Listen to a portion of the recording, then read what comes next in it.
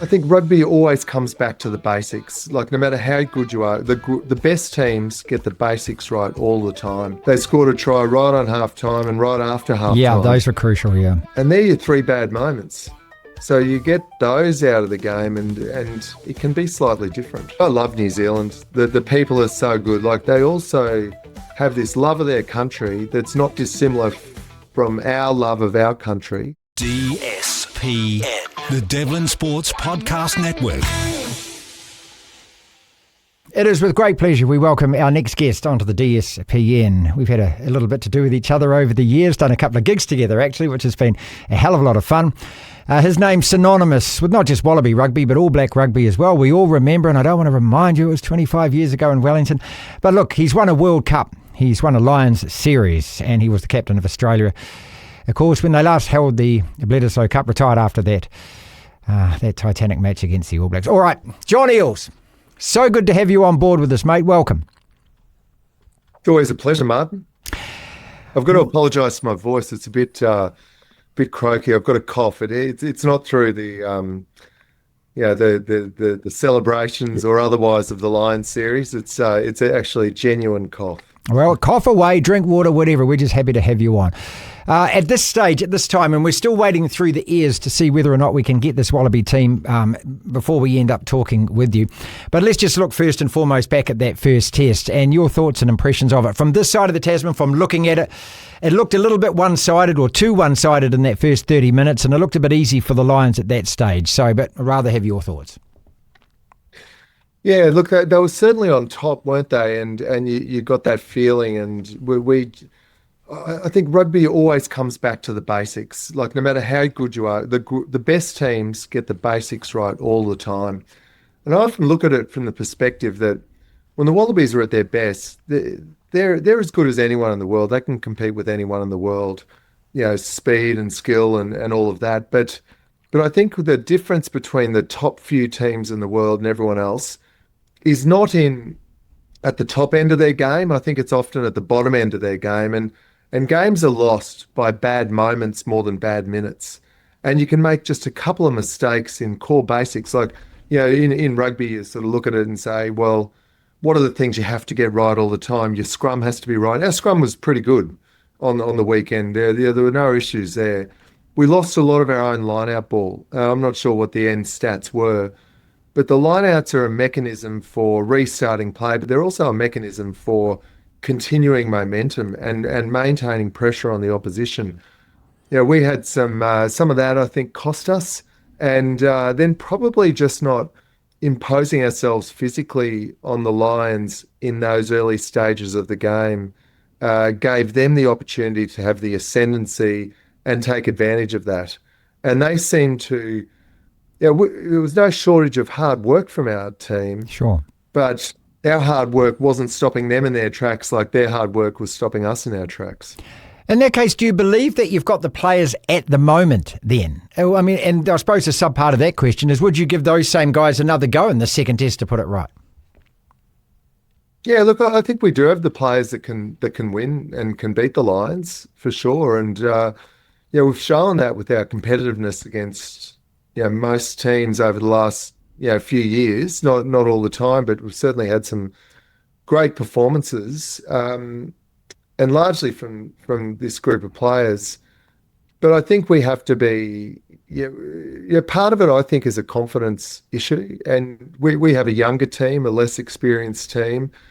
We're on that journey to being confident and composed as a team, whereas I think the Lions are pretty much there. And if you look at it from a raw perspective, like you've got Australia ranked whatever we are in the world, but it's lower than England, Ireland and Scotland.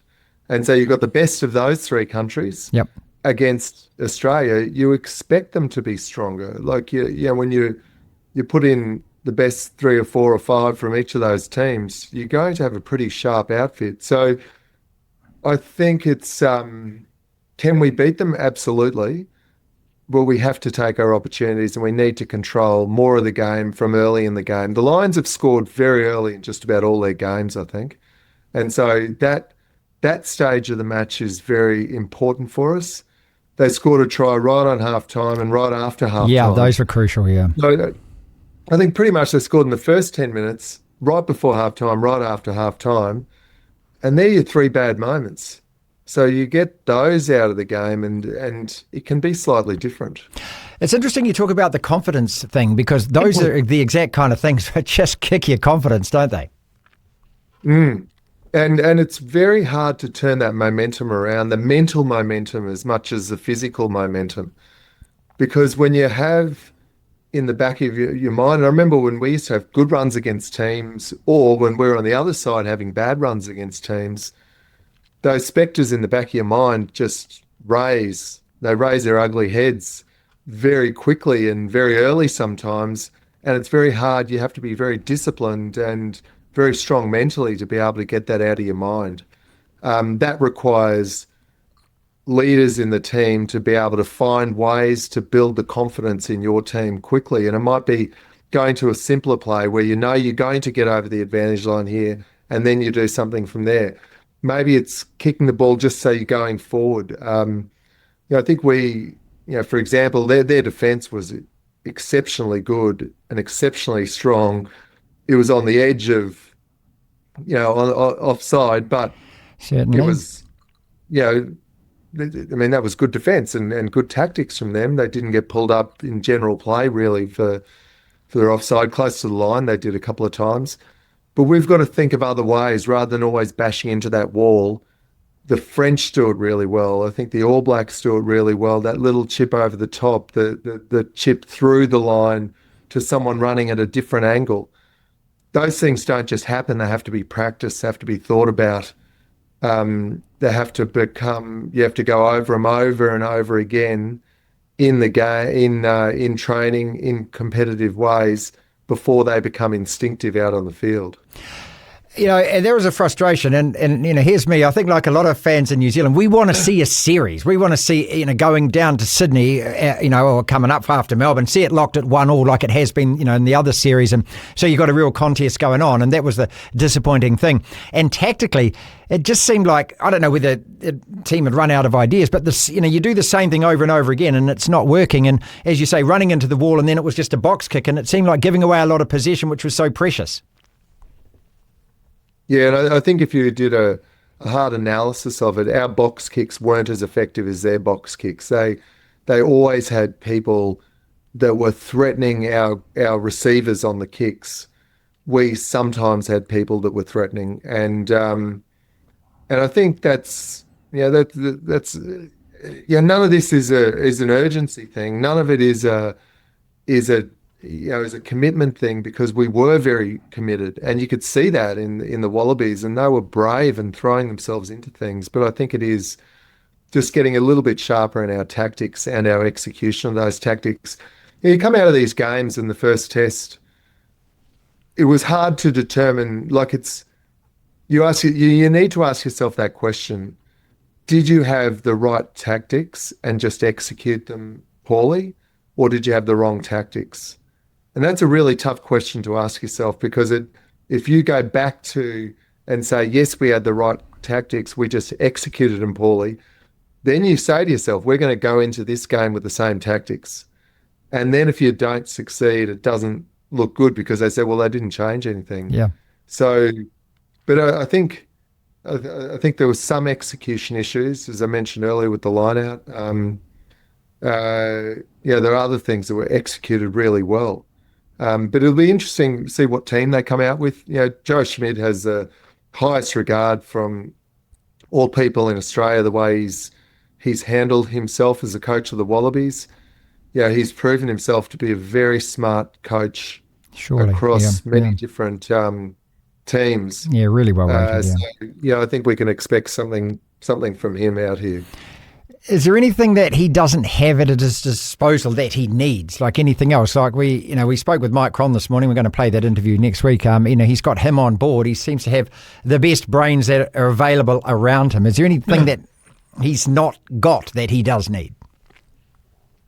I think what Joe has done really, really well is he's aligned himself with Australian rugby as a whole, and that goes from Phil Waugh as a CEO through the high performance units in Australian rugby, and the States. So he's highly regarded and all that. So I think he's got everything at his resources, at his fingertips. He's got all the resources available.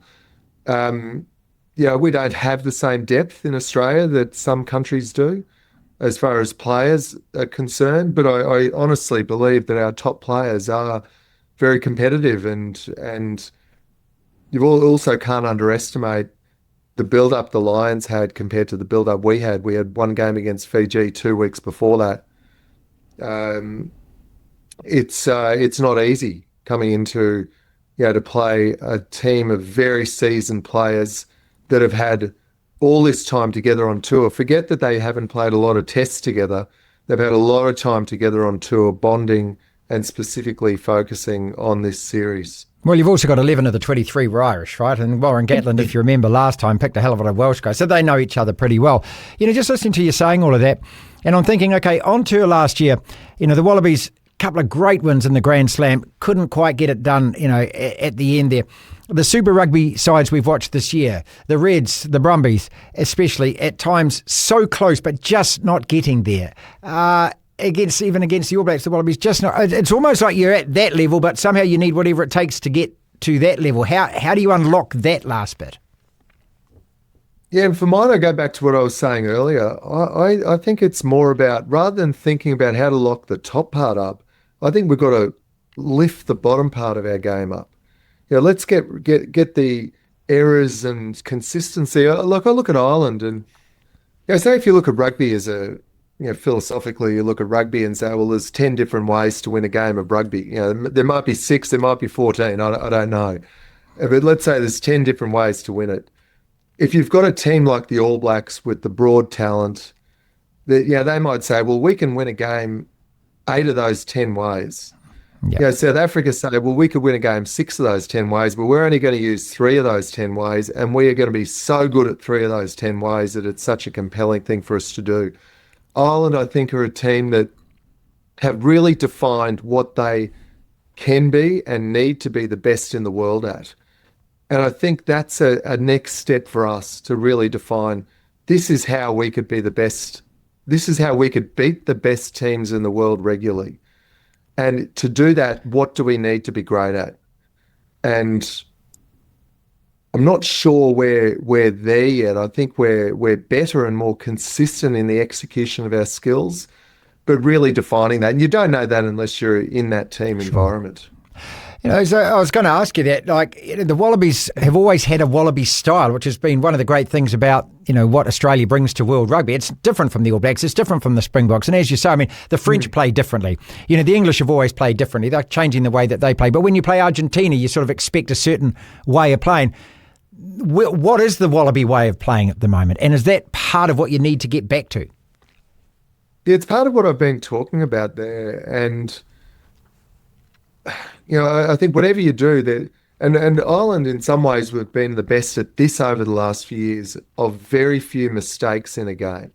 They can go and very few handling errors, very few, just the gimme penalties or the gimme knock-ons or whatever it might be that are just relieving the pressure. You're always under pressure when you're playing against a team like that. I think the French have, for me, probably the team I love watching more at the moment, and it's a fine line because there's a lot of great teams around, is the French. When they've got their top team on the paddock and they're playing well, they've got the ability to play all styles of game, and they do it at pace. And they've got that, probably those few extra tricks in their bag from time to time. And I haven't seen much of the series in New Zealand, and understanding that they haven't got their full strength team there, but still quite competitive. Well, a good series win by New Zealand, obviously. But so what do Australia have to improve? What do they have to be great at? It's hard. I'm far removed from it these days, but I think just getting those basics right 99% of the time allows you to then choose what you want to do. We've got some great players, some great talent. If you get the basics right, there will be moments where they can elevate themselves and be the star in a moment. But if you don't get the basics right, you don't give them the opportunity to be great in those moments. So your recipe, and let us know when you have to go, because I know that you've got time constraints here. But your recipe is, rather than look at the Lions and think, okay, how can we beat them? It's actually just look at ourselves and go, okay, if we get all of this part right, it puts us in a certain place in that game or on that field or against that team.